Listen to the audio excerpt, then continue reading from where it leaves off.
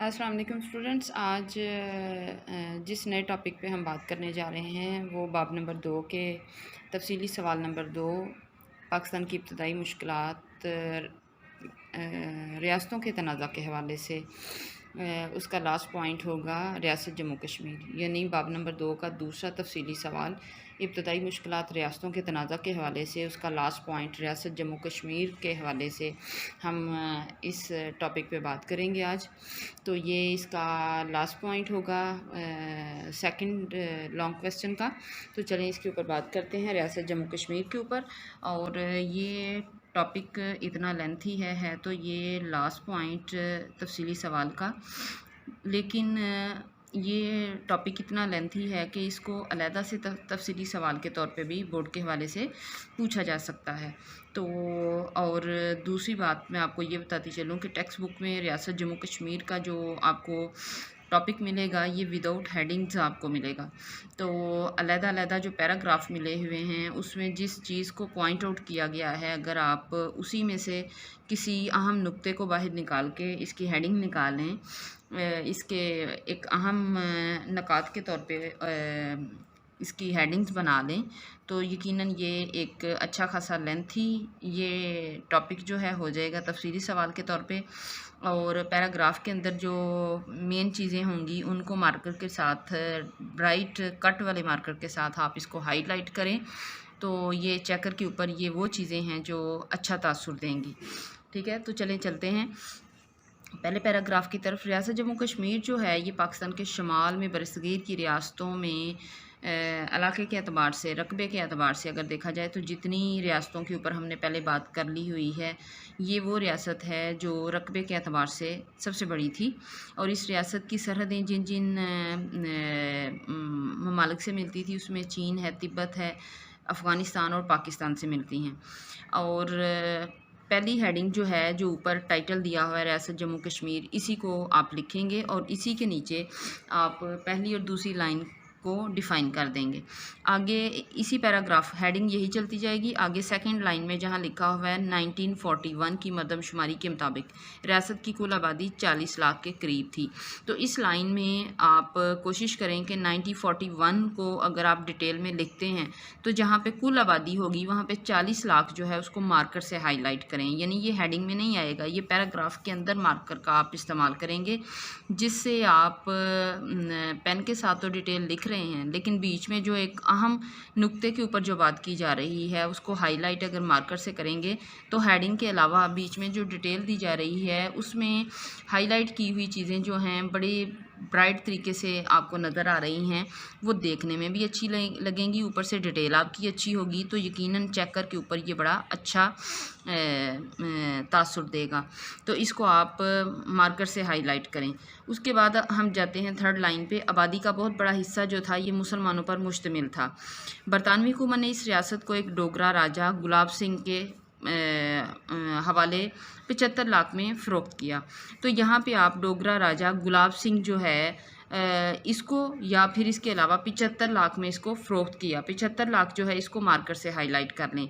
आगे फिर पेन के साथ आप डिटेल देते जाएं इसी पैराग्राफ की। डोगरा राजा जो गुलाब सिंह था उसके जानशीनों ने जब इसको ख़रीद लिया तो उसके जानशीनों ने आगे इस मुस्लिम रियाया के ऊपर इतने जुल्म जबर के पहाड़ तोड़े कि मुसलमान जो हैं जब उनकी बर्दाश्त से बाहर ये जुल्म तशद्दुद होना शुरू हुए तो उन्होंने आज़ादी की तहरीक का आगाज़ किया। तंग आकर 1930 में कश्मीरी मुसलमानों ने डोगरा राज के ख़िलाफ़ आज़ादी की तहरीक का आगाज़ कर दिया। यहाँ पे आके आपने तंग आकर 1930 को आपने मार्कर से हाईलाइट करना है। आगे फिर पेन के साथ इस पैराग्राफ की डिटेल दें। तो आगे इस पैराग्राफ की हम क्लोजिंग करेंगे। बरतानवी हुकूमत की मदद के साथ राजा ने अवामी तहरीक को सख्ती से कुचल दिया, यानी अवाम जो है वो अपनी आज़ादी के लिए मैदान में सामने आई, लेकिन राजा ने मुसलमानों की इस जिदोजहद को कुचलने के लिए बरतानवी हुकूमत की मदद हासिल कर ली। अब हम चलते हैं दूसरे पैराग्राफ की तरफ, जो कि टेक्स्ट बुक के मुताबिक अगर आप तैयार कर रहे हैं तो वहाँ पे क्लियरली अलहदा पैराग्राफ आपको इस टॉपिक के मिल रहे हैं। तो रियासत जम्मू कश्मीर की जोग्राफियाई हैसियत, यहाँ पे जोग्राफियाई, सकाफ़ती और मजहबी एतबार से पाकिस्तान के करीब रही ये है जो रियासत है।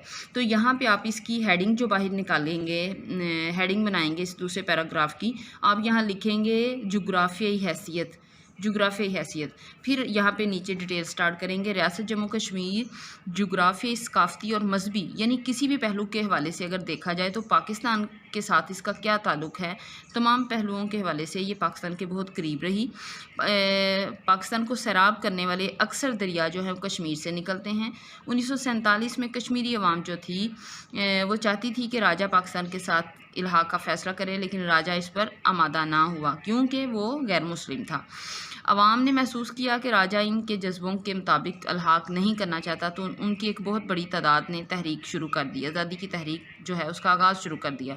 राजा ने सख्ती से काम लिया और लाखों अफराद जो हैं वो तर्क वतन पर मजबूर हुए।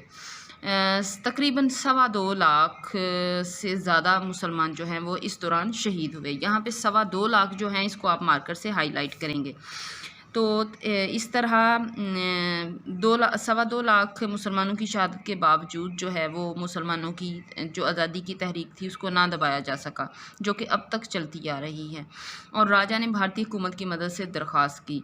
यूँ भारत ने अपनी अफवाज रियासत में उतार दी और साथ ही दबाव डाला कि राजा भारत से इल्हाक जो है वो उसकी दस्तावेज़ पर दस्तखत कर दे। ऐसा राजा करने से ग्रेज़ करता रहा। भारतीय हुकूमत ने एक जाली दस्तावेज़ तैयार की और ऐलान किया कि राजा ने रियासत को भारत के हवाले शामिल करने के लिए जो दरख्वास्त की है, जिसे भारतीय हुकूमत ने मान लिया है। यानी इसमें भी जैसे अब भारत ने गुज़िश्ता 2 सालों में जो अपना काम किया, मुनाफिकाना हरकत की, जो 5 अगस्त 2019 को काम किया, ज़बरदस्ती अपनी फ़ौजें मज़ीद दाखिल करके कश्मीर के अंदर कर्फ्यू नाफिज किया और उनकी जुदागाना हैसियत को बिल्कुल बदल डाला। तो माजी में भी वो ऐसे ही हीलों बहानों के ज़रिए इसके ऊपर ज़बरदस्ती काबिज़ रहे। आगे हम चलते हैं थर्ड पॉइंट पे, थर्ड पैराग्राफ पे। तो थर्ड पैराग्राफ जो है जहाँ स्टार्ट हो रहा है, कश्मीरी अवाम राजा के ख़िलाफ़ तहरीक चला रहे थे, उन्होंने बाकायदा हथियार उठा लिए। तो साबका कश्मीरी फ़ौजी जंग जो थी, जंग आज़ादी में कश्मीरी फ़ौज जो थी वो जंग आज़ादी में मुसलमानों की क़यादत करने लगे। यहाँ पे हम हेडिंग यहाँ पे बना लेंगे इसकी, कश्मीरियों की जिद्दोजहद आज़ादी। ठीक है, वहाँ पे दूसरे पैराग्राफ में जिद्दोजहद आज़ादी का जिक्र ज़रूर हुआ है, लेकिन उसकी जो हम हेडिंग निकालेंगे वो होगी जुग्राफियाई हैसियत। यहाँ पे हम इसकी कश्मीरियों की जिद्दोजहद आज़ादी, या आप इसकी हेडिंग निकालेंगे। इसके अंदर बहरहाल कोई चीज़ ऐसी नहीं है जो अंडरलाइन करने वाली है, जैसा कि पहले 2 पैराग्राफ में मैंने आपको बताया कि फ़लाँ चीज़ को अंडरलाइन कर लें। जैसे पहला पैराग्राफ में है कि कश्मीरियों ने कब डोगरा राजा के ख़िलाफ़ तहरीक आज़ादी का आगाज़ किया, 1930। और ये टेक्स्ट बुक में एक्सरसाइज का MCQs भी है, जो कि बोर्ड के हवाले से भी आ जाता होता है, इम्पोर्टेंट है। ठीक है, तो दूसरे में 2.25 लाख जो है, अगर इसको आप मार्कर से पैराग्राफ के अंदर हाईलाइट करेंगे तो ये एक रीडिंग का सवाल भी बन सकता है, रीडिंग का MCQs भी बन सकता है। बहरहाल थर्ड जो पैराग्राफ है इसके अंदर कोई ख़ास चीज़ ऐसी नहीं है जो मैं आपको अंडरलाइन करने को कहूँ। उसके बाद हम जाते हैं पॉइंट नंबर पैराग्राफ नंबर 4 पे, जो कि लास्ट पैराग्राफ होगा इस टॉपिक का। तो यहाँ पे हमने करना है सलामती कौंसल की करारदादें। ठीक है, सलामती कौंसिल की करारदादें, इसकी आप हेडिंग बना लेंगे। अक़वाम मुत्तहिदा की जब ये मामला चल रहे थे तो उसके बाद आखिर में अक़वाम मुत्तहिदा की सलामती कौंसिल ने इन हालात को देखते हुए 2 करारदादें मंजूर की और दोनों मुआलिक के दरमियान जो जंग बंदी करने का ऐलान उन्होंने किया, हदबंदी किए जाने का फ़ैसला भी किया। अक़वाम मुत्तहिदा ने वाज़ेह तौर पे ये कहा कि कश्मीरी अवाम की राय मालूम की जाएगी, उनका इस्तिस्वाब राय लिया जाएगा और वो जिस मुल्क के साथ इल्हाक करना चाहेंगे तो उनका इल्हाक उस मुल्क से कर दिया जाएगा। बहरहाल ये है कि इस्तिस्वाब राय के हक़ में फ़ैसला हुआ। तो पाकिस्तान ने अक़वाम मुत्तहिदा की सलामती कौंसिल की करारदादों का एहतराम करते हुए अपनी फ़ौजी बर्तरी और फ़ौजी पोजीशन के बावजूद भी करारदादों का एहतराम किया, जंगबंदी पर आमादगी ज़ाहिर की, इस्तिस्वाब राय करने का ऐलान किया। इस्तिस्वाब राय अक्सर बच्चे पूछते हैं, इस्तिस्वाब राय क्या है? यानी ये एक तरह का, जैसे मौजूदा जमहूरी निज़ाम में हम अपने मुल्क का नुमाइंदा चुनते हैं अपने वोटिंग सिस्टम में, तो इसमें भी इस्तिस्वाब राय एक तरह का वोटिंग सिस्टम होगा जिसमें एक अवामी राय ली जाती है हाँ ना की सूरत में। तो इस्तिस्वाब राय करने का ऐलान किया, तो अक़वाम मुत्तहिदा ने यहाँ पे ये फ़ैसला कर दिया। लेकिन मसला जो है उसको हल करने के लिए अब तक आप जैसा कि अब तक हमारी जो इस वक्त की जनरेशन है वो देख रही है, अब भी हमारे सामने मसला कश्मीर पड़ा हुआ है, जिसको लेके पाक इंडिया ताल्लुकात में कशीदगी जो है वो चलती रहती है, अब भी है। तो ऐसे ही अब तक ये मसला जो है अक़वाम मुत्तहिदा में उसी तरह पड़ा हुआ है, और इसी मसले की वजह से कि हमें पाकिस्तान से लेके अब तक जो 3 बड़ी जंगें जो हैं, जिसमें 2 बड़ी जंगें, पहली 48 की, उसके बाद 2 बड़ी जंगें 65 और 71 की हो चुकी हैं, लेकिन मसला कश्मीर अब तक उसी तरह बग़ैर हल के पड़ा हुआ है। तो यहाँ पे जो आपका टॉपिक है रियासत जम्मू कश्मीर, ये मुकम्मल हुआ। उसके बाद एक और लास्ट पॉइंट जो है, ये मैं एहतियातन आपको इसलिए करवा रही हूँ, मैं अपने स्टूडेंट्स को भी ये पॉइंट लिखवाती होती हूँ, एक एक्स्ट्रा हेडिंग लिखवाती होती हूँ कि अगर कभी आपको ये इस सूरत में आप एक्स्ट्रा हेडिंग लिखेंगे जब आपको कभी रियासत जम्मू कश्मीर अलहदा से एक तफसीली सवाल के तौर पे आएगा, तब इस 4 पैराग्राफ की हम अलहदा हेडिंग बनाएंगे। इसके अंदर आप अहम नुकात को हाईलाइट भी करेंगे, जैसे मैंने आपको बता दिया पहले। उसके बावजूद भी अगर हम एक और 5वां पैराग्राफ तैयार कर लेंगे तो यकीनन ये तकरीबन कम से कम 2 पेज पे एक अच्छा तफसीली सवाल जो है वो होना चाहिए। तो ये एक्स्ट्रा जो आपको मैं लिखवाने जा रही हूँ, ये आप तब लिखेंगे जब आपको रियासत जम्मू कश्मीर अलहदा से तफसीली सवाल के तौर पे आए, क्योंकि अगर आप इब्तदाई मुश्किलात रियासतों के तनाज़ा के हवाले से लिखेंगे तो मैं इस चीज़ को बखूबी जानती हूँ कि point number 1, point number 2, third and last पे ये 4th पॉइंट, इनको करते हुए, और लास्ट पे ये लास्ट पॉइंट जो है इतना लेंथी है कि इसको मुकम्मल करते हुए बड़ी मुश्किल से बच्चे जो हैं इस तफसीली सवाल को मुकम्मल करते हैं। तो इसके लिए आपकी राइटिंग स्पीड भी बेहतर होनी चाहिए ताकि आप पूरे टाइम पे इस लेंथी क्वेश्चन को मुकम्मल कर सकें। बहरहाल आ जाते हैं लास्ट पॉइंट पे। एंड पे आप एक पॉइंट बनाया करें मौजूदा हालात। तो मौजूदा हालात में हमने क्या बताना है कि रियासत जम्मू कश्मीर में मौजूदा हालात क्या हैं। इसमें भी हमने जो 5 अगस्त 2019 को भारत ने जो काम किया, जिसमें ज़बरदस्ती मज़ीद अपनी फ़ौजें दाखिल करके कश्मीर के अंदर कर्फ्यू नाफिज किया, उनके ऊपर जो जुल्म तशद्दुद का काम जो है मज़ीद बढ़ा दिया, तो उसमें आप ख़ुद से कम 3 से 4 लाइन का अगर आप अच्छी डिटेल दे सकते हैं, इसको 5 से 6 लाइनों पे भी एक पैराग्राफ बना सकते हैं। ये आप पे डिपेंड करता है कि आप 2 लाइनों में इसको इन डिटेल दे दें, आप 3 में इसकी क्लोजिंग कर दें। तो इसमें आप दे सकते हैं कि अगर मौजूदा हालात को देखा जाए तो जम्मू कश्मीर का मसला जो 1930 से आज़ादी की तहरीक का आगाज़ किया गया था, और उस दौरान जो जुल्म व तशद्दुद मुसलमानों ने अपनी आज़ादी के लिए बर्दाश्त किए, बाद में भी बर्दाश्त करते रहे, अब भी वही हालात हैं।